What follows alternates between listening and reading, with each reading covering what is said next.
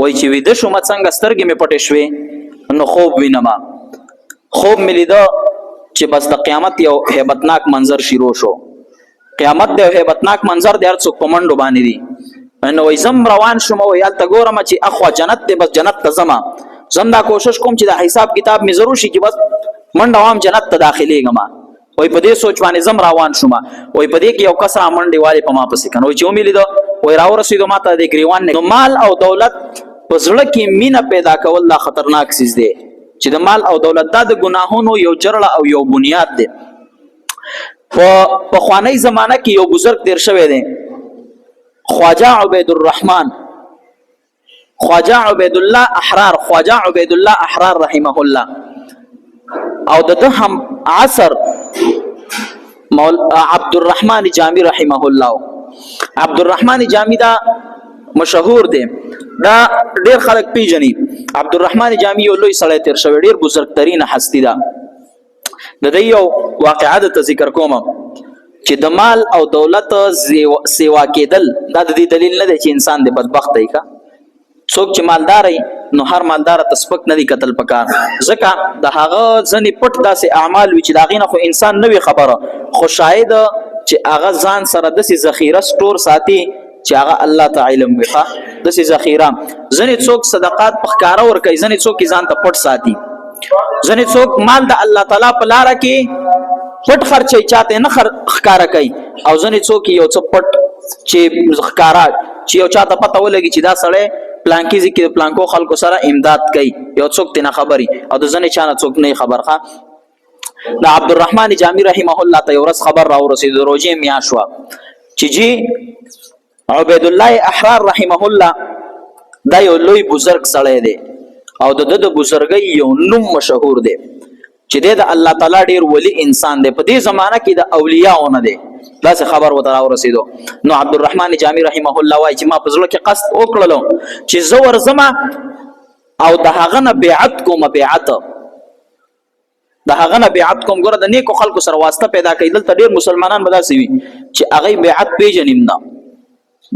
پیژنیم نه بیعت د مسلمان سړی د پردا ډیر ضروری دی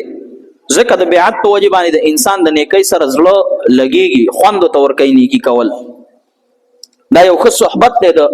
اولیاء سره نو بیعت کول پکار دي به هر حال عبد الرحمن جامی رحمه الله فرمای په دې نیت باندې چې ما ویل دومره نیک سړی دی او دومره غټ نومي دی په نیکی کې او ډیر لوی ولی دی نو زه به خامخا د ملاقات او دیدار لازم اگر چې روزه د خو زبر د ملاقات لازم او زه به د سره بیعت کوم داغه په لاس باندې با بیعت کوم عبد الرحمن جامی رحمه الله فرمای زه د عبید الله احرار رحمه الله خواته روان شوم چې کله د عبید الله احرار رحمه الله خواته ورسیدم نو وای چې و مې کتل په یو ځای کې دفتر او نوکران ولاړ دی یو قسمه عجیبه حال دی څومره زیب و زینت چالت جوړ دی یو ځای کې خادم ولاړ دی بل ځای کې خادم ولاړ دی دا د پلانکی سیس خادم دی دا د پلانکی سیس دا د پلانکی سیس دفتر دی دا د پلانکی سیس دفتر دی قسمه حالات په غزه کې چې و مې لیدل ما چې دا څنګه بزرگ کې دی شي یاره دا څومره مال او دولت دی دا څنګه انسان دی دومره ارڅ ساتلی دي ځانته نو دی به څنګه بزرګي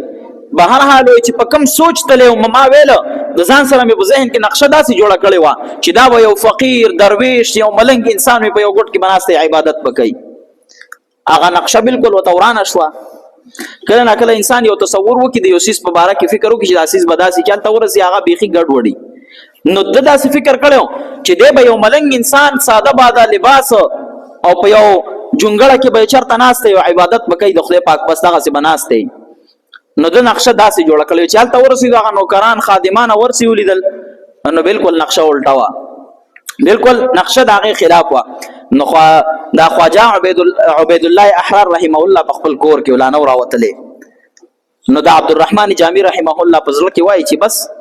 دا مې څه چلو کو نو در ځان سره د اغازینه دراوتلو په وخت کې یو کړی ادا کا د شعر یو کړی د شاعر مډیر لوی شاعر ادیب شعرونه به هم ویل د فارسی شعرونه به ویل وای نه مرد اس آن کې دنیا دوست دارد نه مرد اس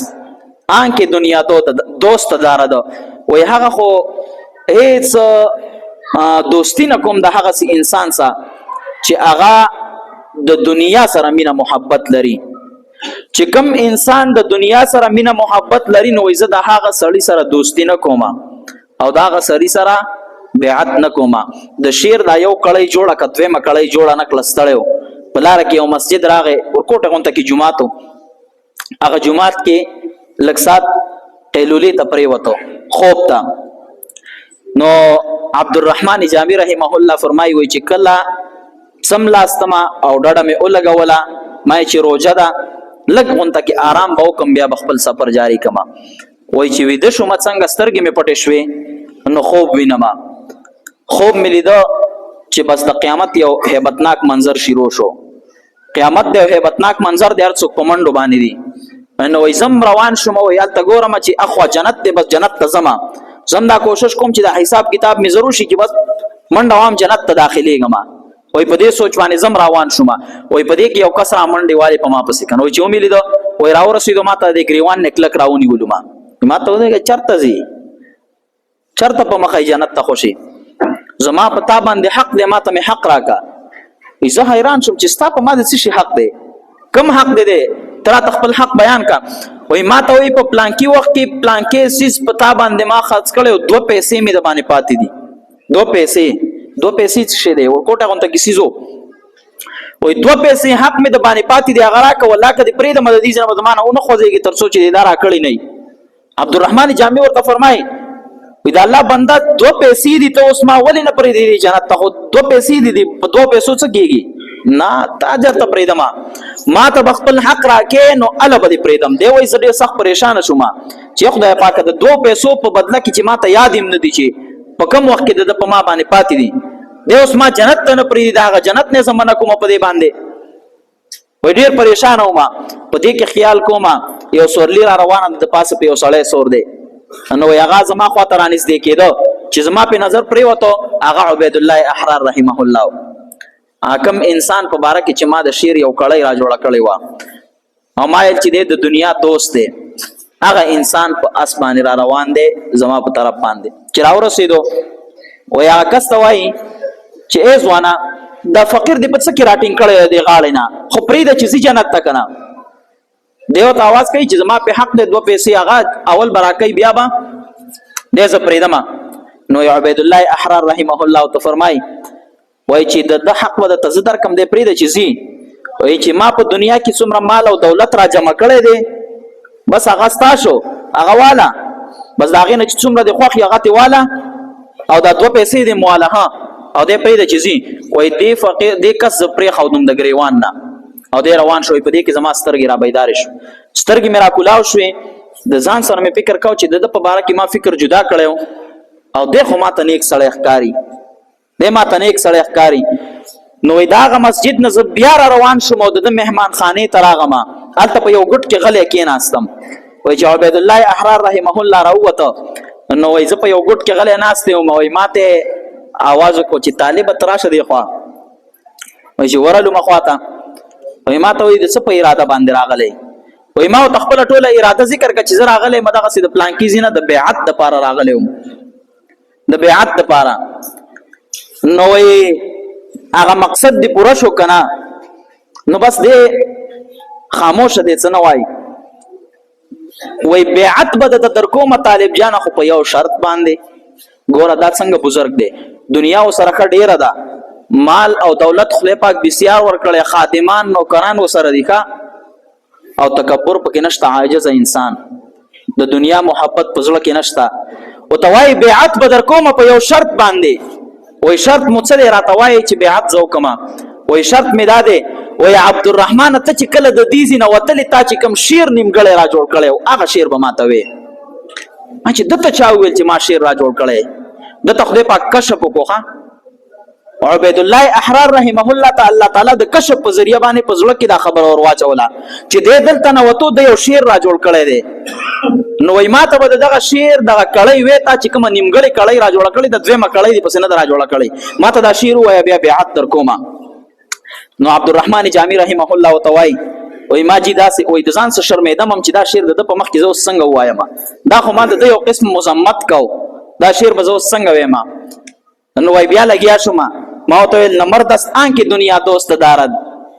نمردست آن کې دنیا دوست دارد وای ښا وای تا دا کړی نیمګړی را جوړ کړی د ډیره د کمال کړی دا وای بهشکه چې دا صحیح 100% صحیح خبره ده کم انسان چې د دنیا سره محبت کوي د دنیا مینه په زړه کې ساتي د خدای دوستی نشي حاصلولې کم انسان چې په زړه کې د دنیا مینه او محبت ساتي دا انسان د خدای دوستی نشي حاصلولې وای دا دوی مکړی وسره د زلګو وای دا وسره پورا کدا شیر نیمګړی دی چې پورا شي اگر دارد برای دوست دارد اگر دارد برای دوست دارد دا وسره عبید الله احرار رحمه الله ولګولا وای ها که یو انسان دنیا لري برای دوست دارد د خدای د پاره لري باس که یو انسان دنیا لري په هغه دنیا باندې الله حاصلول شي برای دوست دارد چې د خدای د پاره لري نو ګوره د دنیا مینا او محبت دا د الله رب العزت د درنه د لری کول یو ذریعہ ده خو که یو انسان دنیا لري او مینه په زړه کې د هغې نوي دوستی محض د الله رب العزت د خاطر وي د الله رب العزت د حقوق او د بندګانو د حقوق په خیال ساتي بس دغه دنیا بیا الله انسان ته نزدیک دا انسان الله ته نزدیک کولای شي چې په کومه دنیا کې د الله محبت وي او د حقوق خیال پکې ساتي ګوره کله چې دنیا انسان غټي دله د دو سيزونو خیال پکار دی د الله رب العزت د احکاماتو د رسول الله مبارک د طریقو بس دغه سیز مطابق چې دنیا وګټي بس دا حلال رزق دی بیا خورا په دنیا کې خیسته خوراک کول خیسته جامه غوستل خیسته پیزار اغوستل دا د تکبر نه خانه ده تکبر په زړه کې پیدا کیږي ښا تکبر او تقوا دا د زړه سره تعلق لري که یو چا سپین جامې واغوسته که یو چا سپین صادر واغوسته که یو چا خې سپلای واغوسته معنا نه دا چې متکبر دی ګورئ د الله تعالی نعمتونه چې دی و اما بنعمت ربک فحدث هر چې د الله رب العزت نعمتونه دی اغا ظاهره کداغه اثر په خپل بدن باندې ظاهره کا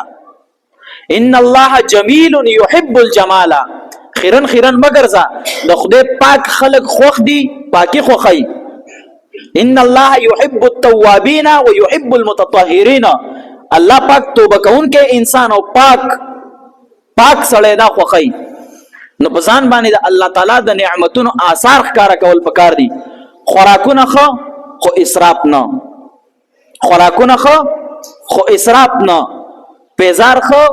اسراف نه جامخه مالک امام مالک رحمه الله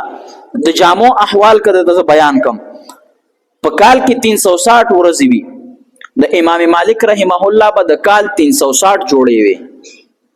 امام مالک رحمه الله متعلق کتابونو لیکلي چې یو جوړه به نن واغوستا هغه به سبا بیا نه غوستا چې یو جوړه به نن واغوستا ابه سبا بیا نه غوستلا خو تکبر نه د دنیا امام دی دا غي اوسان له مسلک دی پاغه پسې په کروڑاو خلک د دنیا روان دي داغه د مسلک پیروکار دي زمنګ امام ابو حنیفه رحمه الله د شپږ زره دینارو صادر وکړه شپږ زره دینار په خله یادېږي ما او تا د یو دینار هم فکر نن شو کوله سونه تو حساب کا کنه اوس یو توله په څومره ده د لکونو سره اوس خبرې کوي سونه اوس زما استاد وس هغه ودونم د خلکو نه پاتې دي د دې د وجنه د دې مهنګای د وجنه نو چې د امام صاحب په وخت کې په هغه ټیم کې به دینار او سونه د شپږ زره دینار چې یو صادر شي نو ته دا غي فکر وکړه چې هغه به څنګه صادرو نو ګور دا خبره نشته په دنیا کې صرف اسراف مکوا نور چې ستاسو څومره ضرورت دی که غاړه دی که کور دی که پیزار دی که ارڅ دی جامه دا د الله تعالی نعمتونه دي دا استعمال کا خو د بندګانو د حقوق خیال ساته د زکات هم په خیال ساته د صدقات هم په خیال ساته بس چې مال لپاکي چې الله رب العزت ته مختور ورنشي چې پر دې حق در پسې وي الله پاک دې په دې خبرو د عمل کولو توفیق عطا نصیب کړي امين الحمدلله رب العالمين والعاقبه للمتقين والصلاه والسلام على سيد الانبياء والمرسلين برحمتك يا ارحم